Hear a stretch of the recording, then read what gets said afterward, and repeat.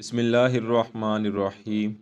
دوستو، پچھلی ویڈیو میں ہم بڑی تفصیل سے یہ بیان کر چکے ہیں کہ کس طرح مروان نے ام المؤمنین حضرت عائشہ رضی اللہ عنہا کو قتل کرنے کا منصوبہ بنایا، اور اس مقصد کے لیے ایک دعوت کا اہتمام رکھا گیا۔ دعوت پر مدعو کرنے کے لیے مروان نے اپنے بیٹے عبد الملک اور بیٹی عاتکہ کو حضرت عائشہ رضی اللہ عنہا کی طرف روانہ کیا۔ یہ ویڈیو حضرت عائشہ رضی اللہ عنہا کی اندوہناک وفات سیریز کی دوسری ویڈیو ہے۔ پہلے پارٹ کا لنک ڈسکرپشن میں دیا گیا ہے۔ جنہوں نے ابھی تک وہ نہیں دیکھا ان سے گزارش ہے کہ پہلے وہ دیکھ لے۔ شام ہوئی تو عبد المالک اور اس کی بہن عاتکہ ام المؤمنین کی خدمت میں حاضر ہوئے۔ عبد الملک اپنے باپ کی مرضی کے خلاف اکثر ام المؤمنین کی خدمت میں سلام کے لیے جایا کرتا تھا، اور عاتکہ تو حضرت عائشہ سے اس قدر مانوس تھی کہ ہر دوسرے تیسرے دن ان کے پاس ضرور جایا کرتی تھی۔ حضرت عائشہ بھی اسے بے حد چاہتی اور پیار کرتی تھی۔ آپ کی عاتکہ سے محبت اس وجہ سے بھی تھی کہ ایک مرتبہ اس نے اپنے جیب خرچ سے مسجد نبوی شریف صلی اللہ علیہ وسلم کا ایک دروازہ تعمیر کروایا تھا۔ جب دونوں بہن بھائی ان کی خدمت میں حاضر ہوئے تو وہ انکار نہ کر سکی، اور مروان سے سخت مخالفت کے باوجود اس کے گھر یعنی قصر ابیض جانے پر رضامند ہو گئی۔ یہ رمضان کا مہینہ تھا، اس لیے یہ طے ہوا کہ آپ 15 رمضان المبارک کو قصر پہنچیں گی اور روزہ وہیں افطار کریں گی۔ عبد الملک اور عاتکہ نے دعوت قبول کرنے پر حضرت عائشہ کا بے حد شکریہ ادا کیا اور واپس جا کر یہ خوشخبری مروان کو سنا دی۔ مروان یہ سن کر ان سے بھی زیادہ خوش ہوا، کیونکہ اس کی خوشی کی وجہ کچھ اور تھی، اور وہ یہ تھی کہ اسے اپنا شیطانی منصوبہ کامیاب ہوتا دکھائی دے رہا تھا۔ حضرت عائشہ رضی اللہ عنہا کی عمر مبارک اس وقت 66 سال سے کچھ اوپر ہو چکی تھی۔ حالت ضعف کی وجہ سے اب کسی کے بھی گھر نہیں جاتی تھی، مگر عاتکہ کی منت سماجت کی وجہ سے اس کی دعوت کو نہ ٹھکرا سکی۔ جب اس دعوت کی خبر آل صدیق کو ہوئی تو انہوں نے سخت مخالفت کی۔ عبداللہ بن زبیر وغیرہ نے تو صاف الفاظ میں کہہ دیا تھا، اے مادر مہربان، آپ کا مروان کے گھر جانا کسی طرح بھی خطرے سے خالی نہیں ہے۔ ہماری درخواست ہے کہ آپ وہاں تشریف نہ لے جائیے۔ آپ نے فرمایا، رسول اللہ صلی اللہ علیہ وسلم تو یہودیوں کی دعوت بھی رد نہیں فرمایا کرتے تھے، تو پھر میں ایک مسلمان کی دعوت کو کیسے ٹھکرا سکتی ہوں؟ ابن زبیر نے کہا، مگر مروان سخت مکار اور عیار ہے، وہ کوئی کبھی حرکت کر سکتا ہے۔ آپ ان سے فرما دے کہ میں اس وقت تک دعوت کا حصہ نہیں بنوں گی جب تک کہ تمام آل صدیق کو بھی ساتھ آنے کی دعوت نہ دی جائے۔ آپ نے فرمایا، اے عبداللہ، دعوت یا تو قبول کی جاتی ہے یا رد کی جاتی ہے، اس میں شرطیں نہیں رکھی جاتی۔ بے شک مروان مکار اور عیار ہے، مگر اس کے بیٹے اور بیٹی تو ویسے نہیں ہیں، اور ان کا سلوک بھی میرے ساتھ بہت اچھا ہے۔ الغرض آپ کو جس نے بھی وہاں جانے سے منع کیا، آپ نے فرمایا کہ میں بچوں کی دعوت کو نہیں ٹھکراؤں گی۔ بالآخر 15 رمضان المبارک کا دن آن پہنچا۔ عصر کے وقت عاتکہ اور عبد الملک ان کے لیے سواری کا خچر لے کر آ گئے۔ عاتکہ نے آگے بڑھ کر سہارا دیتے ہوئے آپ کو خچر پر سوار کرایا، اور عبد الملک نکیل پکڑے آگے آگے چل دیا۔ یہ قافلہ ابھی قصر ابیض بھی نہ پہنچا تھا کہ مروان کو پہلے ہی پہرے پر کھڑے پہرے دار نے اطلاع دے دی کہ ام المؤمنین آ رہی ہیں۔ مروان یہ سن کر خوشی سے اچھل پڑا اور کہنے لگا، آخر شکار دام میں پھنس گیا۔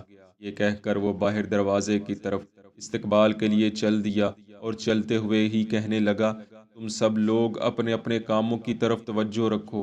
اپنے غلام حارث سے کہا، خبردار، میری اجازت کے بغیر کسی کو اندر مت جانے دینا، خواہ میرا بیٹا عبد الملک ہو یا بیٹی عاتکہ، ورنہ میں تمہارا سر قلم کر دوں گا۔ قصر ابیض کے بیرونی دروازے کے ساتھ ایک مہمان خانہ بھی تھا، جس میں بنو امیہ کی کچھ خواتین جمع تھی۔ جب ان کو معلوم پڑا کہ ام المؤمنین رضی اللہ عنہا تشریف لا رہی ہیں تو وہ استقبال و ملاقات کے لیے باہر دروازے پر جمع ہو گئی۔ مروان آگے بڑھا اور ان سے کہنے لگا، دیکھو، ام المؤمنین پہلے افطار کریں گی، پھر تم سب ان سے ملاقات کر لینا۔ ابھی ان کو آرام سے افطار کرنے دو، کیونکہ اس وقت تمہارا اندر جانا اور ان سے ملنا ان کے لیے باعث تکلیف ہوگا۔ الغرض وہ عورتیں ام المؤمنین سے ملے بغیر ہی دروازے سے ہٹ گئیں۔ کچھ ہی لمحوں بعد آپ قصر ابیض کے دروازے پر آن پہنچی۔ مروان بھاگ کر آگے بڑھا اور آپ کے سامنے گردن جھکا کر کھڑا ہو گیا۔ جواہرات کا تھال نظر کے طور پر پیش کیا تو ام المؤمنین نے فرمایا، مروان، ہمارے لیے ان پتھروں میں دلکشی کا کوئی سامان نہیں ہے۔ اگر تمہاری نیت صالح ہے تو اسے مدینہ کے درویشوں اور محتاجوں میں تقسیم کرا دو۔ عبد الملک نے فوراً آگے بڑھ کر تھال اپنے ہاتھوں میں لے لیا اور چھوٹے بھائی عبدالعزیز سے کہا، یہ فوراً مسجد نبوی شریف میں لے جاؤ اور فقراء اور حاجت مندوں میں تقسیم کر دو۔ ادھر مروان نے فارغہ کو اشارہ کیا تو وہ آگے بڑھی اور ام المؤمنین کو کندھے کا سہارا دے کر کھڑی ہو گئی۔ مروان نے اپنی بیٹی سے کہا، تم جاؤ اور جا کر افطار کا انتظام کرو۔ عاتکہ چلی گئی تو مروان نے عبد الملک سے بھی کہا کہ جاؤ اور مردانے میں کھانا بھجوانے کا بندوبست کرو۔ یوں عبد الملک بھی روانہ ہوا تو مروان کے لیے راستہ صاف ہو گیا۔ مروان کا غلام حارث ننگی تلوار لیے دروازے پر مقرر تھا اور اس کے دونوں شیطان صفت دوست صفوان اور حشام قصر کے ایک کونے میں دب کے بیٹھے وقت کا انتظار کر رہے تھے۔ مروان نے ام المؤمنین کو چلنے کا اشارہ کیا تو آپ فارغہ کے کندھے کا سہارا لیے ہوئے مسند کی طرف روانہ ہوئی۔ مروان خود دست بستہ آپ کے پیچھے پیچھے ہو لیا۔ حضرت عائشہ نے فرمایا، اے مروان، ہم سب ملک عدم کے راہی ہیں، ہمیں ایسا کوئی کام نہیں کرنا چاہیے جو اللہ اور رسول صلی اللہ علیہ وسلم۔ آپ فقط اتنا ہی کہہ پائی تھی کہ فارغہ نے گڑھے کے پاس پہنچ کر اپنا کندھا کھینچ لیا اور حضرت عائشہ کو ذرا سا دھکا دیا جس سے آپ کمر کے بل گڑھے میں جا گری۔ گڑھے میں چونکہ تیز دھار زہر آلود خنجر اور تلواریں گاڑی ہوئی تھیں، فوراً آپ کے جسم اطہر میں پیوست ہو گئی۔ آپ نے درد میں کراہتے ہوئے فرمایا، اے بدبخت، تو نے یہ کیا کیا؟ زہر کا اثر اتنا شدید تھا کہ آپ پر فوراً بے ہوشی طاری ہو گئی۔ سورج غروب ہو چکا تھا۔ مسلمان مسجدوں گھروں میں روزہ افطار کر رہے تھے۔ کسی کو کانوں کان خبر بھی نہ تھی کہ ام المومنین پر کیا قیامت برپا ہو گئی ہے۔ مروان نے اشارہ کیا تو فارغہ نے ہندا کی مدد سے آپ کو گڑھے سے نکالا۔ صفوان اور حشام نے فوراً گڑھے کو پر کر کے اس پر فرش بچھا دیا۔ دونوں شیطان عورتوں نے آپ کو نکال کر بستر پر لٹایا اور جھوٹ موٹ ان کی مرہم پٹی میں لگ گئی۔ زخم اتنے گہرے نہیں تھے کیونکہ آپ کو زیادہ بلندی سے نہیں گرایا گیا تھا، اصل کام زہر کا تھا جو جسم میں داخل ہو گیا تھا۔